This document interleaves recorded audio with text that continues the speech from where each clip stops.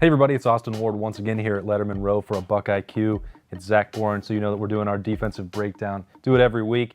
It's one of the best parts of the week to get set, especially when at the end of this one, there's a Penn State game, and Ohio State's going to have to be on point to get ready for that offense. No doubt. Defense sets the tone on the road, especially in Happy Valley, white out at night. The defense going to have to come to play, and we all know the defense, especially against TCU, that we saw in a big game this year, they set the tone early. They get the offense rolling, and man, if you don't score any points, it's hard to win a game.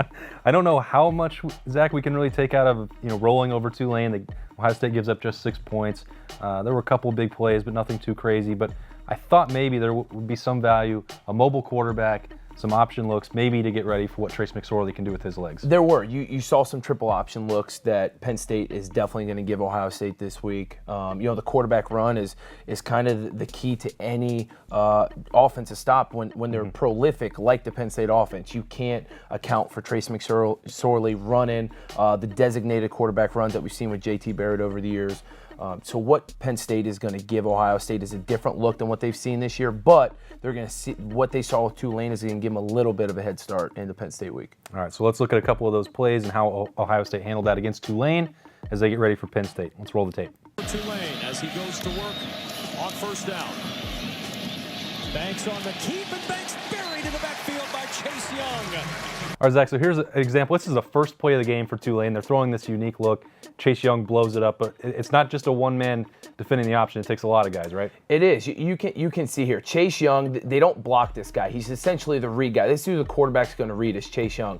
Chase Young's responsible for the dive, so he's doing a great job taking the dive. You'll see Malik Harrison out here should be responsible for the quarterback. He's got to get to the outside of this blocker and be responsible for taking on the quarterback. You'll see Will Fuller's doing a great job here too, getting to the inside, and he's responsible for the pitch man. So essentially you've got running back, quarterback, pitch man all taken, and then you've got a free hitter, the safety, running the alley, being able to play the football. That's how you defend triple option and sound, and they're going to have to do that this week against Penn State. The issue is Chase Young is so athletic, so he makes this play and he's able to do it because he's able to see the running back not get the ball, come off and play the quarterback. What happens is Malik Harrison starts sniffing inside a little bit, thinking the running back's got the football. If Chase Young is not athletic enough and comes out to make this play, Will Fuller's taking the pitch man, then it turns into Trace McSorley, or in this case, the quarterback, one-on-one with the safety. If this guy misses at all, it's a touchdown, and that's what we've seen recently with the Ohio State defense and giving up the big play. It seems like, we've talked the last couple of weeks about Jordan Fuller here and the ability to, erase some of these mistakes. He looks like he's got everybody out here on the perimeter seems to be in good shape if McSorley tries to make something happen. Yeah, for sure. And you see even Jordan Fuller here being able to read it a little bit, right? He's trying to make it hard on the quarterback. Even though he's got pitch man, he's just not going and taking him out right away. He's going to split the difference, and you'll see it right here. He stops a little bit and is trying to make it harder on the quarterback, whether if he keeps it or he pitches it. But right here, just Chase Young is so athletic that he's able to come back, and the quarterback can't do anything, and he gets tackled for a loss. It's a good start. 3rd and 6. Banks on the roll in trouble, and Banks is sacked. So that's one special play that goes for a loss there. And here's another look, coming where Tulane has the quarterback outside of the pocket. Ohio State has to go make something happen here. You do. This is Baron Browning to a T. This guy is so athletic, so long. You see this kind of all the Ohio State linebackers, some of them showing blitz that we saw a little bit last week. You've got 1, 2, 3 linebackers showing here. Obviously, Baron Browning showing like he's playing man on this guy, but with the way the safeties are playing, Will Fuller really has got, or Fuller's got him man on man here. So Browning is going to be acting like he's man, but he's really playing the quarterback, playing his eyes. He comes outside, sees flow, and is able to jump on the quarterback and make that tackle. Seems pretty athletic there. He's getting tripped up and then still is able to get up and make this play. He is, and even Draymond Jones running. Look what he can do from inside. But yeah, I love this look. They showed it a lot against TCU last week, and you don't know.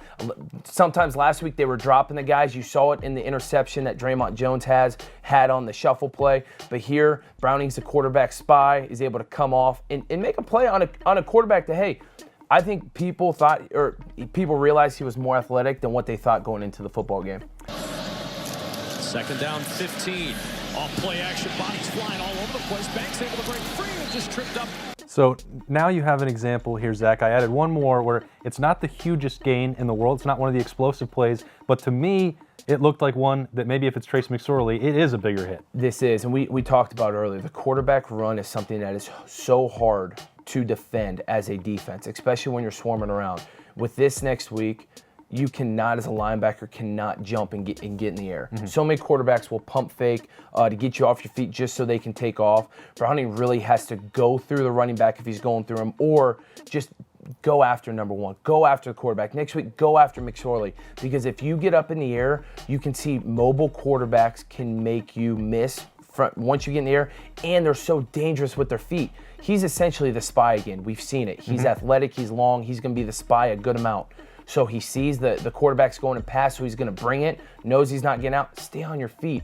Otherwise, this could go for a long game. If this running back chips anyone going through, or we don't have such athletic guys with Cooper and even Draymond Jones, again, putting on pressure and coming back, this could have went for a touchdown on Saturday. Because it looks to me, Zach, like almost everything about this play seems to be defended properly. You have a lot of pressure coming, but it can be as simple as just one false step, right? It is, but it's also one player. Defense, you have to play 11 strong. All 11 guys on the field have to be in unison. We saw it last week against TCU with Malik Harrison filling the wrong gap and the guy going 93 yards. You see it again here.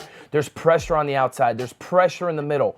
All Baron Browning has to do is fill this void. You see the pocket. There's pressure from all areas. All Baron Browning has to do is fill the void, but he gets off his feet, and number one is able to go through, their quarterback is able to go through right where Baron Brown is responsible for. And thank goodness you've got guys who are able to run back to the football. The defense coaches love this. When guys get on top of the football and able to come back and make plays, that's defense swarming to the football. That's all 11 guys running the football. But you would have never had that issue if Baron Browning doesn't get off his feet and just stays in his lane. If he stays on his feet, the quarterback's in a shell, can't go anywhere. Yeah, and that's going to be the key with somebody like Trace McSorley. Do not want to let, if you're Ohio State, that quarterback get outside the pocket, make some plays, especially on a road game, Big Ten East on the line. You can't give up a big play next week. Ohio State really didn't give up a big play this week.